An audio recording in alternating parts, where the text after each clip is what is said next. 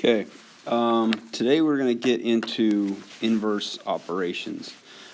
So obviously, let's put that in the topic up here. Inverse operations. Date today is 10/28/19. So we'll take a real quick look at the warm-up. So we got given x plus 2 equals 5. What must x equal? How do you know this? Well, we know x has to equal 3 because we know that 3 plus 2 equals 5.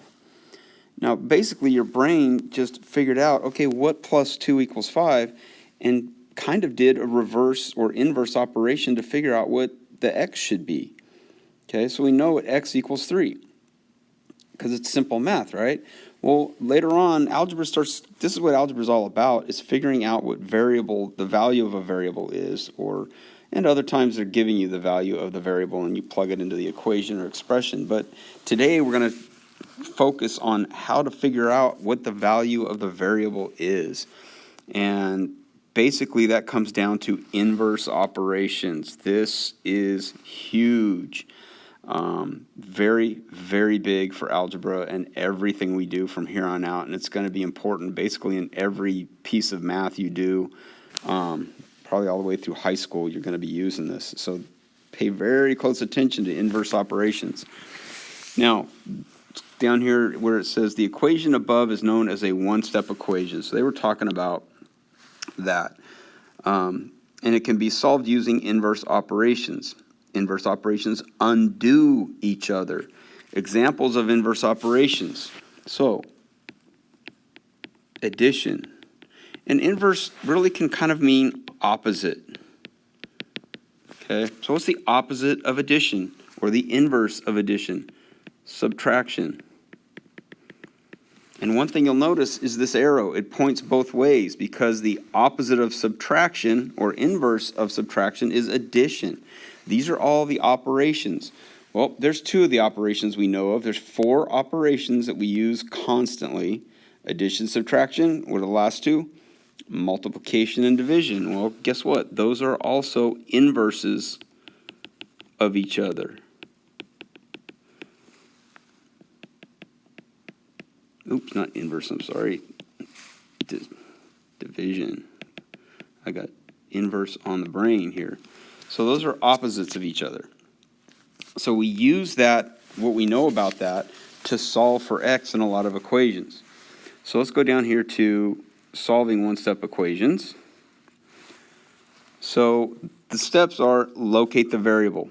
I'm going to do this on number 2. Okay, let's use these steps in order on number 2. Locate the variable. Okay, here's my variable, y. Determine the operation tied to the variable. Well, what is that 2 doing? Yeah, let's go ahead and we'll finish this one.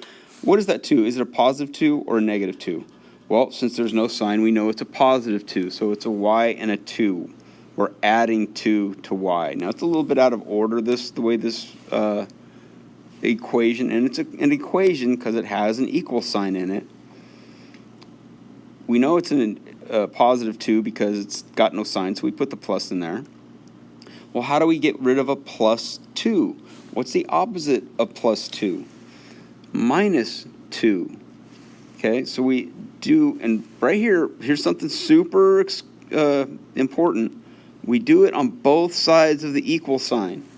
So if we subtract 2 on the left side of the equal sign, here's the equal sign, we have to subtract 2 on the right side. You always do the exact same operation to both sides. It's kind of like a teeter-totter. If you've got 3 people on each end of a teeter-totter, and you take 2 people off of one side, what's going to happen? Let's say the teeter-totter was even with the 3 people on both sides. We take 2 people off of one side, the side with 3 is going to be unequal.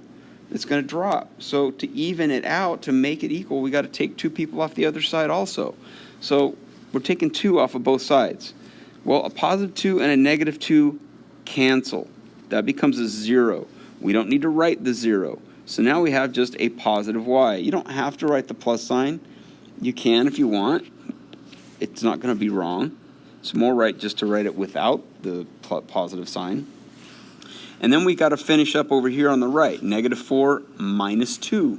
Remember which direction we go to subtract on the number line. We always go left to subtract.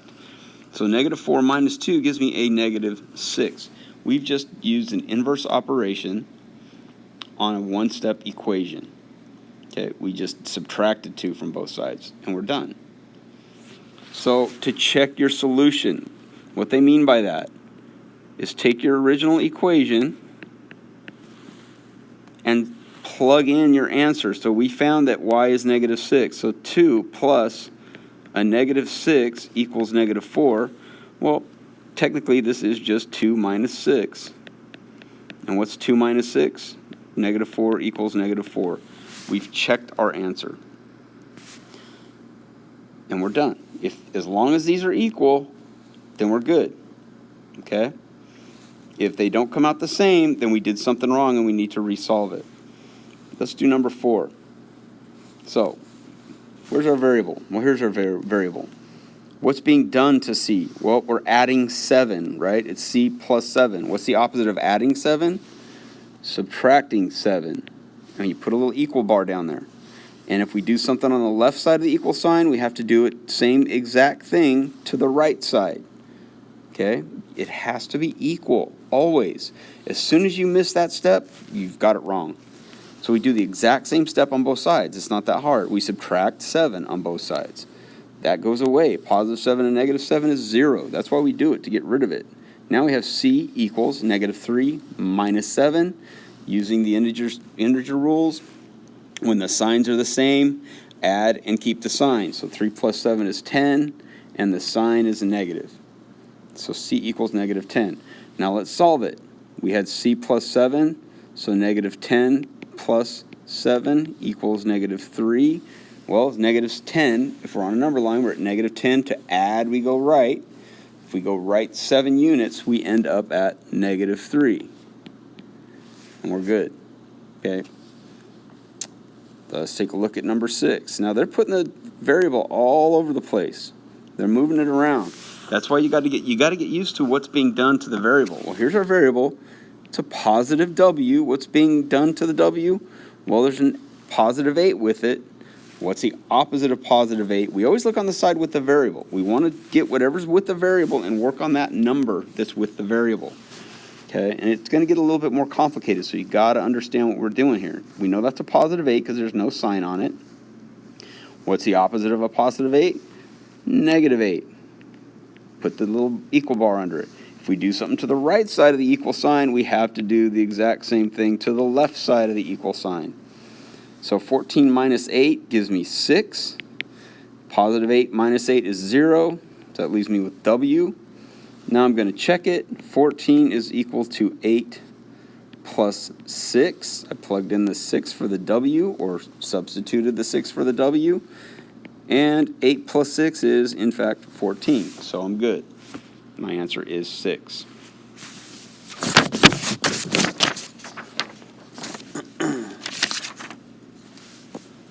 Let's do one more on the back. Let's do number 8.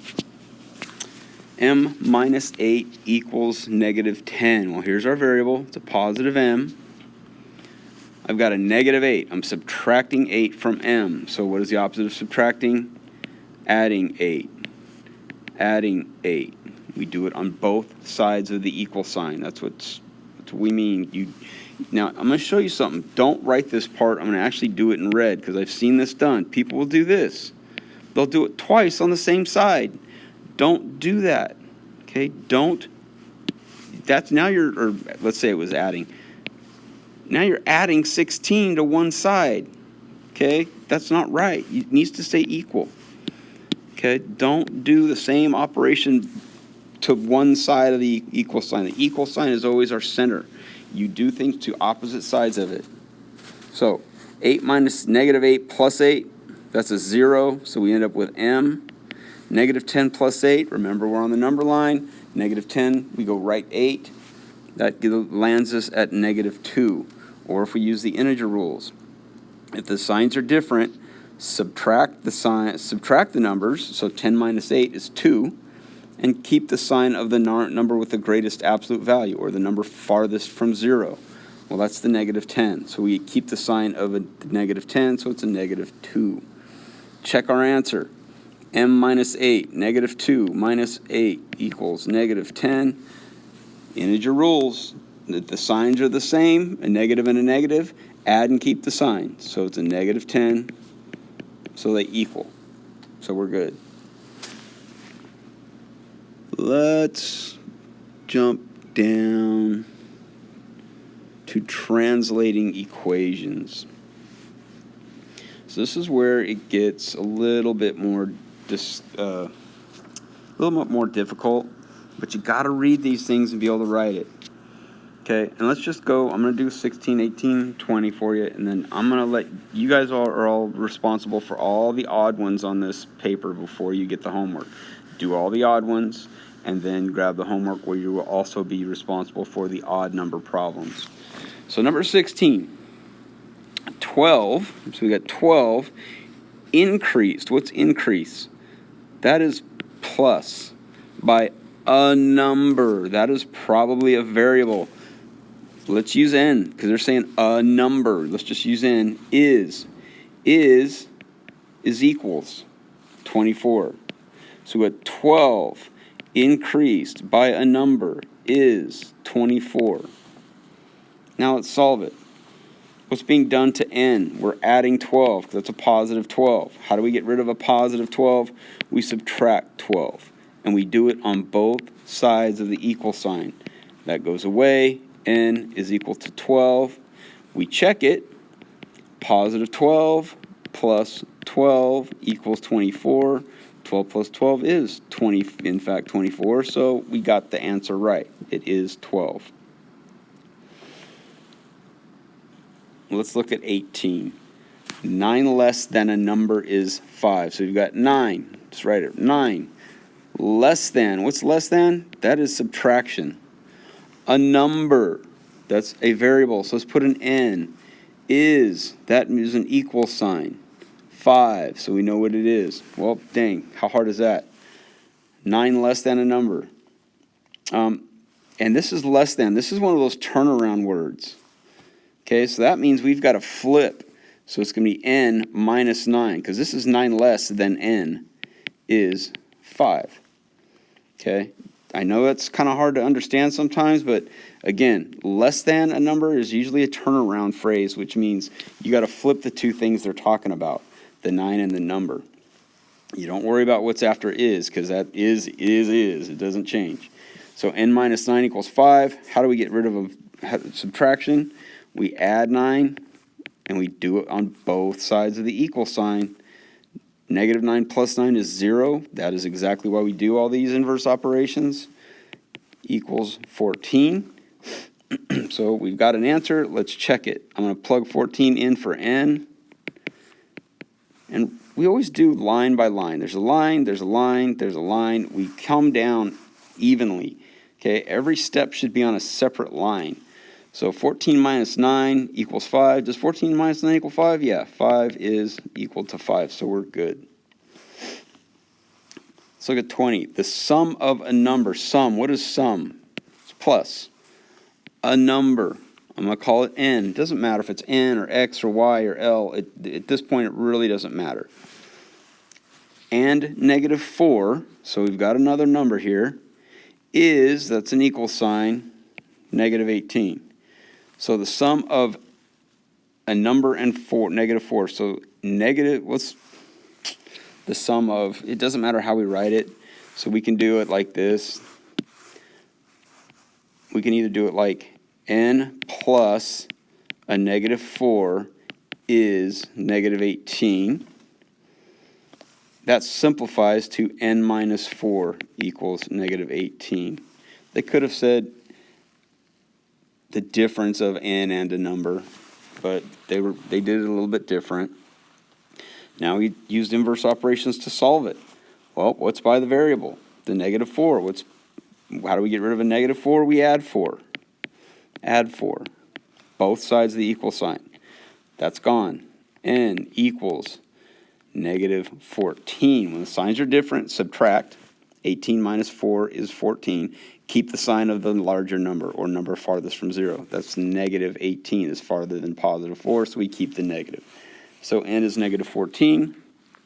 Then we can go over here and solve it. Negative 14 minus 4 equals negative 18. Well, that's straight integer rules. If the signs are the same, add the numbers, so that's 18, and keep the sign. So negative 18 is equal to negative 18, so we're good. Okay, do the odds on this note sheet and do the odds on the homework, then you can do Prodigy.